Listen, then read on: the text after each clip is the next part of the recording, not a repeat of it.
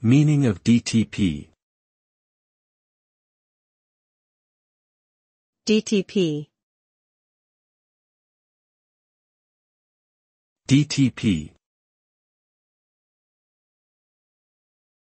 DTP.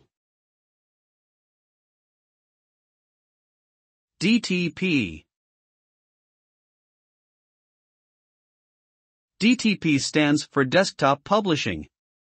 It is the process of creating and designing publications, such as brochures, flyers, and magazines, using a personal computer with specialized software.